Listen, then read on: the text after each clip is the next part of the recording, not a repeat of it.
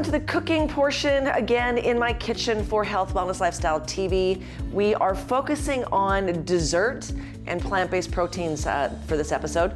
People are wanting to know more about plant-based proteins, why they're good for them, how they can make desserts and recipes with plant-based proteins.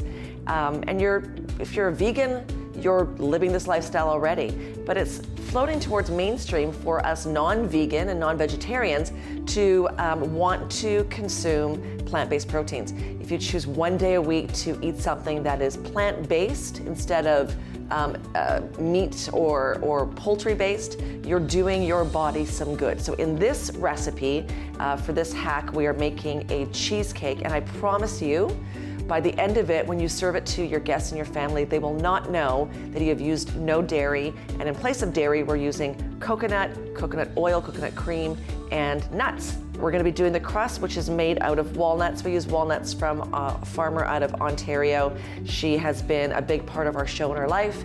Jules Under the Kilt, she makes really good quality nuts and artisan nuts. So we're gonna be using her walnuts, about a cup of the raw walnuts, which are super, super healthy and super good for you.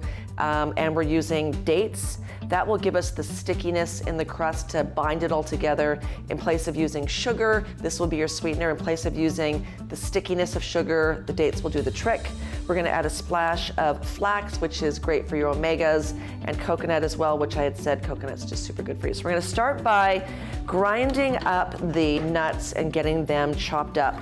Put them aside, then we'll work on the dates. So we're gonna put in a cup of raw walnuts and chop those up. Put this down here, just pulse it. Get it into a meal.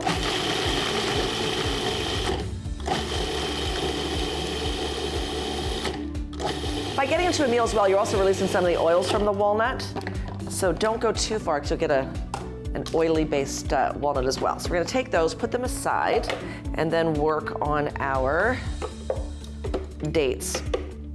Dates, if you soak them in hot water, dates are amazing for shakes, for your smoothies as a sweetener. They're a nice alternative to having honey or sugar. Get this all out here, one sec. You know, I made this recipe for my son and my daughter and my husband. And I've been a baker for many, many years, using traditional sweeteners and fats. And so they never knew what I was using in place of the creams. And there were absolutely no complaints. As a matter of fact, everyone thought that it was absolutely amazing.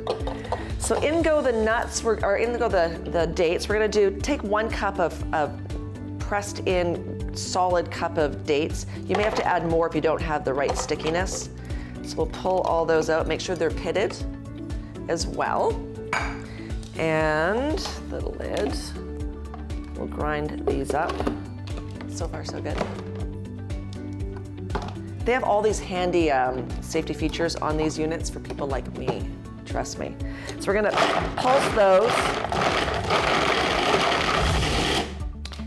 Good, so they're nice, and you can see they're almost forming a ball, so you've gotten them broken down really, really well. We're gonna add our walnut meal back inside. I'm gonna add a tablespoon or 2 of flax. It's flax meal. You need to make sure that it's meal and not whole flax.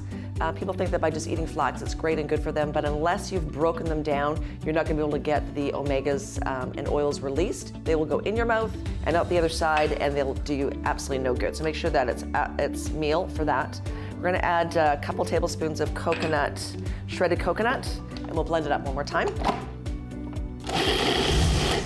At this point, you wanna just sort of feel how sticky, I'll show you here, how sticky this is. If it's gonna hold together, then you don't need to add any more dates. If it's too dry and you don't think it's gonna form a nice crust, then just add some more dates into it, or you can actually even go ahead and add a little bit of coconut as well. So what we're gonna do now, let's put this all over here, is we're going to put them in a muffin tin. You can put this into one big cheesecake mold, which is fine. What I like to do is do small muffin tins.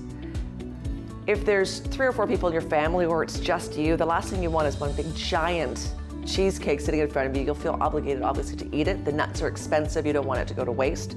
So what I do is I put them into this muffin tin, and the muffin tin allows me to not only break them into small individual portions and keep them frozen, but it also allows me to experiment with different flavors. So I'm going to be doing peanut butter, maybe a little bit of the berries. You can put a caramel sauce on top of it. I'm going to do also a pink pitaya, which we'll explain more later on what that is. That is a pink dragon fruit, which makes beautiful, beautiful cheesecakes and smoothies. This is a frozen dessert, so it goes in the freezer to set. And I've, in the past, had difficulty popping them out of the tray. So what I recommend you do is you put in, you could do a cupcake liner, but it's not nearly as pretty.